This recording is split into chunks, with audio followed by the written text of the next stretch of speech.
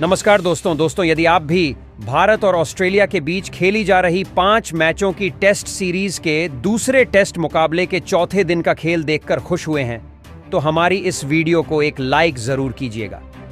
दोस्तों आज की हमारी इस वीडियो का लाइक टारगेट सिर्फ 500 लाइक्स का है, तो दोस्तों हमारी इस वीडियो को दिल से लाइक जरूर करें। दोस्तों जैसा कि आप सभी जानते ही हैं कि फिलहाल अब भी हमारी भारतीय टीम ऑस्ट्रेलिया के दौरे पर है, जहां बॉर्डर गावस्कर ट्रॉफी के अंतर्गत भारत और ऑस्ट्रेलिया के बीच 5 मैचों की टेस्ट सीरीज खेली जा रही है, जिसका पहला मुकाबला जीतकर भारतीय टीम ने 5 मैचों की टेस्ट सीरीज में एक 0 से अजेय बढ़त बना चुकी है। और अब दोनों ही टीमें सीरीज का दूसरा मुकाबला खेल रही हैं, जिसमें दूसरे टेस्ट मुकाबले के चौथे दिन भारतीय गेंदबाजों का ऐसा तूफान आया जिसमें ऑस्ट्रेलियाई बल्लेबाजों को चकनाचूर करके रख दिया। तो दोस्तों बताने जा रहे हैं आपको भारत और ऑस्ट्रेलिया के बीच खेले गए दूसरे टेस्ट मुकाबले के चौथे दिन का पूरा रोमांचक हाइलाइट्स। उससे पहले यदि आपने अभी तक हमारे चैनल को सब्सक्राइब नहीं किया है तो चैनल को सब्सक्राइब जरूर कर ले, ताकि क्रिकेट से जुड़ी ऐसी ही ताज़ा अपडेट आप तक हम पहुंचा सकें। तो दोस्तों आपको बता दें कि भारत और ऑस्ट्रेलिया के बीच 5 मैचों की टेस्ट सीरीज का दूसरा टेस्ट मुकाबला एडिलेड के क्रिकेट स्टेडियम में खेला जा रहा है, जहां कप्तान पेट कमिंस ने टॉस जीता और पहले बल्लेबाजी करते हुए ऑस्ट्रेलिया की टीम पहली पारी में सिर्फ 289 रनों पर ढेर हो गई, जिसके बाद भारतीय टीम ने तूफानी बल्लेबाजी करके दिखाई और पहली ही पारी में 616 रन ठोक डाले, जिसके जवाब में ऑस्ट्रेलिया की टीम ने तीसरे दिन के खेल के खत्म होने तक 42 ओवर में 4 विकेट खोकर 148 रन स्कोर बोर्ड पर लगा दिए हैं। तो और अभी भारतीय टीम से 179 रन पीछे है, जहां ट्रेविस हेड 37 रन बनाकर क्रीज पर मौजूद थे। और आज चौथे दिन का खेल शुरू हुआ, जहां ट्रेविस हेड का साथ निभाने मैदान में मिचेल मार्श उतरे और दोनों ने अपनी टीम के स्कोर को आगे बढ़ाना शुरू किया और पहले ओवर में 2 रन भागकर लेते हुए इन्होंने अपनी टीम के स्कोर को 150 रनों पर पहुंचाया। जहां दिन के शुरुआत में यह दोनों ही संभलकर बल्लेबाजी करते हुए अपने टीम के स्कोर को आगे बढ़ा रहे थे। हालांकि शुरुआत में गेंद टर्न कर रही थी, जिससे इन दोनों को ही रन बनाने में मुश्किल हो रही थी। ऐसे में धीरे धीरे इन्होंने अपनी परियों को आगे बढ़ाया और एक साझेदारी बनाने लगे, जहां भारतीय गेंदबाज रन तो नहीं दे रहे थे, लेकिन विकेट भी नहीं निकाल पा रहे थे। भले ही बड़े शॉट नहीं आ रहे हों, लेकिन यह दोनों ही 1-2 रन ले रहे थे, जिससे धीरे ही सही, लेकिन ऑस्ट्रेलिया का स्कोर आगे बढ़ रहा था। और ऐसे ही बल्लेबाजी करते हुए ट्रेविस हेड ने अपना अर्धशतक पूरा किया। साथ ही 50 ओवर तक टीम के स्कोर को 180 रनों के पार पहुंचाया, जहां अब ट्रेविस हेड ने हाथ खोलने शुरू किए और मोहम्मद सिराज के ओवर में एक चौका लगाया। वहीं दूसरी तरफ मिचेल मार्श का बल्ला फिलहाल अभी खामोश था और वह अपने आप को सेट कर रहे थे, लेकिन ट्रेविस हेड ने अब अपना जलवा बिखेरना शुरू कर दिया था, जिससे भारतीय टीम की मुश्किलें थोड़ी बढ़ना शुरू हो गया था, क्योंकि ऐसे ही बल्लेबाजी करते हुए इन दोनों ने अब अर्धशतकीय साझेदारी बना डाली थी। साथ ही अपने टीम के स्कोर को 200 रनों के पार पहुंचा दिया था। लेकिन ऑस्ट्रेलिया की यह खुशियां ज्यादा देर तक नहीं रहीं और 62वां ओवर लेकर आए।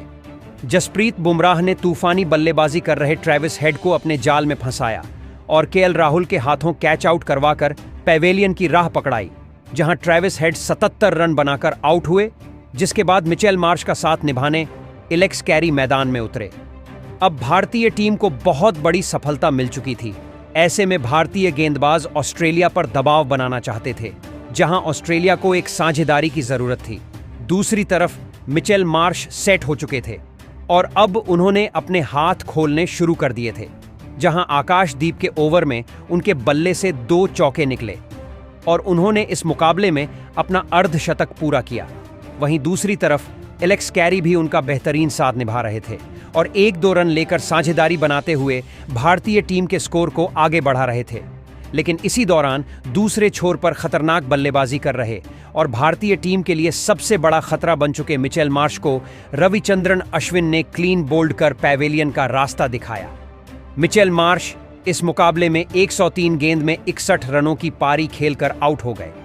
भारतीय टीम को एक और बड़ा विकेट हाथ लगा, जिसके बाद बल्लेबाजी के लिए पेट कमिंस मैदान में उतरे थे। लेकिन अब भारतीय गेंदबाजी के सामने बल्लेबाजी करना इतना भी आसान नहीं रह चुका था। भारतीय टीम का हर एक गेंदबाज अपनी पूरी जी जान लगाकर ऑस्ट्रेलिया के बल्लेबाजों को रोकने की पूरी कोशिश कर रहा था। लेकिन अब फिर एक बार एलेक्स कैरी और पेट कमिंस ने मिलकर एक महत्वपूर्ण मौके पर ऑस्ट्रेलिया की टीम की इस कमजोर दिख रही पारी को संभाल लिया और एक और साझेदारी अपनी टीम के लिए बनाना शुरू कर दिया। ये दोनों ही बल्लेबाज शानदार बल्लेबाजी कर रहे थे और भारतीय गेंदबाजी को विकेट लेने से रोक रहे थे। और फिर इस दौरान लंच ब्रेक हुआ, जहां न्यूजीलैंड की टीम ने एलेक्स कैरी और पेट कमिंस की इस साझेदारी के बदौलत 243 रन 3 विकेट के नुकसान पर बना लिए थे। अब दोस्तों, लंच ब्रेक के बाद मुकाबला शुरू हुआ और एलेक्स कैरी और पेट कमिंस की जोड़ी मैदान में उतरी और इन दोनों ने मिलकर अपनी टीम को 250 रनों के पार पहुंचाया। हालांकि ऐसा लग रहा था कि ये दोनों बल्लेबाज आउट होंगे नहीं और भारत के लिए मुसीबत बढ़ती चली जाएगी। लेकिन तभी पेट कमिंस के रूप में पहला बड़ा झटका लंच ब्रेक के बाद ऑस्ट्रेलिया की टीम को जसप्रीत बुमराह ने दिया। दरअसल दोस्तों, पेट कमिंस बाहर जाती हुई गेंद पर ऑफ स्टंप की ओर शॉट खेल बैठे और यहां खड़े यशस्वी जायसवाल ने शानदार कैच लपक कर पेट कमिंस को चलता किया और दोस्तों 26 रन बनाकर पेट कमिंस के रूप में ऑस्ट्रेलिया की टीम को 7वां बड़ा झटका लगा। अब दोस्तों, जैसे ही यह विकेट गिरा तो फिर मैदान पर बल्लेबाजी के लिए उतरे मिचेल स्टार्क। जहां दोस्तों भारतीय टीम की दी हुई लीड हासिल करके बड़ा लक्ष्य देना था, तो ऑस्ट्रेलिया की टीम को एक बहुत बड़ी साझेदारी की जरूरत थी। हालांकि बल्लेबाज सेट तो हो रहे थे, लेकिन अपनी साझेदारी को आगे नहीं ले जा पा रहे थे, जिसके बाद अब यह जिम्मेदारी एलेक्स कैरी और मिचेल स्टार्क के कंधों पर थी, टीम के स्कोर को आगे बढ़ाने की। जहां दोनों बल्लेबाजों ने मिलकर साझेदारी को आगे बढ़ाना शुरू किया, तो वहीं एलेक्स कैरी अपने अर्धशतक के बेहद करीब थे और उन्होंने एक चौका जड़ा और अपने अर्धशतक को पूरा किया। जहां इन दोनों के बीच 40 रन से भी ज्यादा की साझेदारी बन पाई थी। और दोस्तों, तभी कप्तान रोहित शर्मा जडेजा को लेकर आए और दोस्तों, जैसे ही जडेजा गेंदबाजी पर उतरे, उन्होंने ओवर की तीसरी ही गेंद पर पेट कमिंस को सटीक लाइन लेंथ पर गेंद डाली और यहां पेट कमिंस फंस गए और क्लीन बोल्ड आउट हो गए और 34 रन की पारी यहीं उनकी समाप्त हुई। अब दोस्तों, पेट कमिंस का विकेट गिर जाने के बाद मैदान पर बल्लेबाजी के लिए मिचेल स्टार्क आए। एलेक्स एक छोर से अच्छी बल्लेबाजी करते हुए अपनी टीम के स्कोर को लगातार आगे बढ़ा रहे थे, तो दूसरी तरफ मिचेल स्टार्क उनका साथ निभाते हुए नजर आ रहे थे।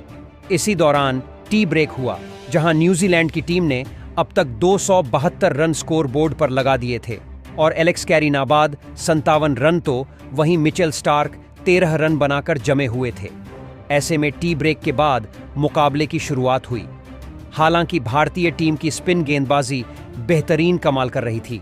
ऐसे में इन दोनों बल्लेबाजों के ऊपर प्रेशर ज्यादा था, क्योंकि इनके बाद टीम के पास ज्यादा कोई बल्लेबाजी बची नहीं थी। ऐसे में प्रेशर कम करने के लिए इन दोनों ने ही बड़े शॉट खेलना शुरू किया, जहां एलेक्स कैरी पहले से ही सेट थे और वह पिच को पढ़ चुके थे। ऐसे में उन्हें शॉट खेलने में आसानी हो रही थी, जहां उन्होंने मोहम्मद सिराज के ओवर में 2 चौके लगाए और अपने हाथ खोलने शुरू कर दिए। हालांकि मिचेल स्टार्क थोड़े संभाल कर बल्लेबाजी कर रहे थे, लेकिन वह भी 1-2 रन निकालते हुए एलेक्स कैरी का साथ निभा रहे थे। जहां मिचेल स्टार्क के साथ मिलकर एलेक्स कैरी ने एक और खतरनाक साझेदारी भारतीय गेंदबाजी के खिलाफ बनाना शुरू कर दिया था। जहां दूसरी तरफ एलेक्स कैरी मैदान में पूरी तरह सेट हो चुके थे और वह खतरनाक बल्लेबाजी कर रहे थे, तो वहीं उनके साथी बल्लेबाज मिचेल स्टार्क भी उनका साथ बखूबी निभा रहे थे। इसी बीच एलेक्स कैरी ने एक तूफानी छक्का ठोका और अपनी टीम को 300 रनों का आंकड़ा पार कराया। अब इन दोनों की साझेदारी ने एक बार फिर कप्तान रोहित शर्मा के साथ साथ भारतीय टीम की परेशानियों को बढ़ा दिया था। दोनों ही खिलाड़ी लगातार बड़े शॉट खेल रहे थे और मिचेल स्टार्क तक भारतीय गेंदबाजी पर आसानी से रन बना रहे थे और इन दोनों की यह साझेदारी लगातार मजबूत होती जा रही थी। जहां खतरनाक बल्लेबाजी कर रहे एलेक्स कैरी अपने शतक की तरफ तेजी से आगे बढ़ रहे थे और ऑस्ट्रेलिया का स्कोर बढ़ता ही जा रहा था। और ऐसे ही बल्लेबाजी करते हुए इन दोनों ने अपनी टीम को भारतीय टीम की लीड से आगे पहुंचाया और भारतीय टीम के ऊपर लीड बनाना शुरू कर दिया। ऐसे में विकेट निकालना बहुत ही ज्यादा जरूरी हो गया था। ऐसे में रोहित शर्मा ने फिर स्पिन गेंदबाजी पर विश्वास जताया और रविचंद्रन अश्विन के हाथों में गेंद थमाई और उन्होंने ओवर की दूसरी गेंद गुगली डालकर बेहतरीन बल्लेबाजी कर रहे मिचेल स्टार्क को अपने जाल में फंसाया और उन्हें LBW आउट करके पवेलियन की राह पकड़ाई, जहां इन दोनों के बीच 40 रनों की साझेदारी का अंत हुआ और मिचेल स्टार्क 40 रन बनाकर आउट हुए। अब एक लंबे इंतजार के बाद भारतीय टीम को ऑस्ट्रेलिया का एक महत्वपूर्ण विकेट मिल चुका था।